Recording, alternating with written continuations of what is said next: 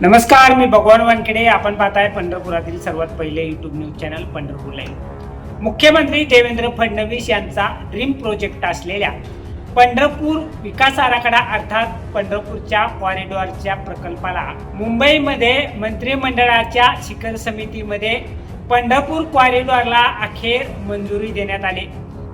4000 कोटीहूनही जास्त रकमेचा हा प्रकल्प असून या दृष्टीने आता शासनानं जलद पावलं उचललेत. पंढरपूरमधील स्थानिक व्यापारी आणि काही स्थानिक नागरिकांचा मात्र या प्रकल्पाला कडाडून विरोध आहे. तरी सुद्धा शासनानं आता कॉरिडॉर कोणत्याही परिस्थितीमध्ये करायचाच असा ठाम निर्धार घेतलेला दिसून येत असून आता लवकरात लवकर भूसंपादनाची जी प्रक्रिया आहे ती पूर्ण करण्याच्या दृष्टीनं शासनानं पावलं उचलायला सुरुवात केली असून येत्या काही महिन्यातच भूसंपादनाची प्रक्रिया पूर्ण होणार असल्याचं समजतंय. जाणून घ्या नेमका हा कॉरिडॉरचा प्रकल्प कसा आहे आणि या प्रकल्पाच्या पूर्णत्वासाठी शासनानं कशा पद्धतीनं आराखड्यामध्ये तरतुदी केल्यात ते.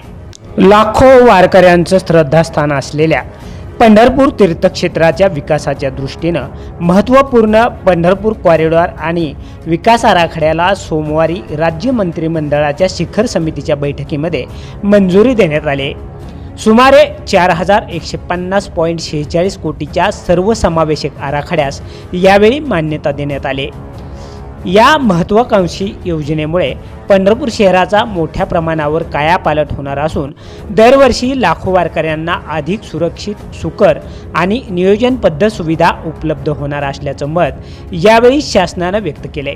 मुख्यमंत्री देवेंद्र फडणवीस यांच्या अध्यक्षतेखाली झालेल्या उच्चस्तरीय बैठकीमध्ये या प्रकल्पास अंतिम मान्यता देण्यात आली.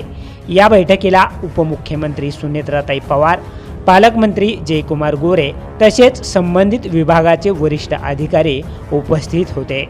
या निर्णयामुळे पंढरपूरच्या मंदिर परिसरासह शहरातील पायाभूत सुविधांच्या विकासाला मोठी गती मिळणार आहे. वाढत्या गर्दीचं योग्य नियोजन, सुरक्षितता आणि स्वच्छता यासाठी या कॉरिडॉर प्रकल्पाची आवश्यकता अधोरेखित करण्यात आली. या प्रकल्पांतर्गत मंदिर परिसराचा विस्तार, प्रशस्त रस्ते, सुयोग्य पादचारी मार्ग, वाहतूक व्यवस्थापनासाठी आधुनिक उपाययोजना तसेच पार्किंग सुविधा उभारण्यात येणार आहेत.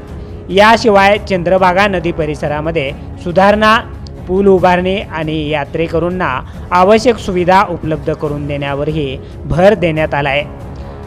पूर्वीच्या आराखड्यानुसार सुमारे हजारो मालमत्तांवर या प्रकल्पाचा परिणाम होण्याची शक्यता असून बाधितांना योग्य मोबदला देण्याचं आश्वासन प्रशासनानं दिलंय. प्रकल्पाच्या अंमलबजावणीसाठी जमीन संपादन प्रक्रिया लवकरात लवकर पूर्ण करण्याचे निर्देश देण्यात आले असून प्रशासनाने निश्चित वेळापत्रकानुसार कामे पूर्ण करण्यावर भर दिलाय. स्थानिक व्यापाऱ्यांकडून या प्रकल्पास विरोध असला तरी सुधारित पायाभूत सुविधांमुळे व्यापार आणि पर्यटनाला चालना मिळेल असा विश्वास शासनानं व्यक्त केला आहे. मुख्यमंत्र्यांच्या ड्रीम प्रोजेक्ट म्हणून ओळखल्या जाणाऱ्या या विकास आराखड्याअंतर्गत भूसंपादनाची प्रक्रिया 1 ऑगस्टपर्यंत पूर्ण करण्याचे निर्देश मुख्यमंत्र्यांनी प्रशासनाला दिले आहेत.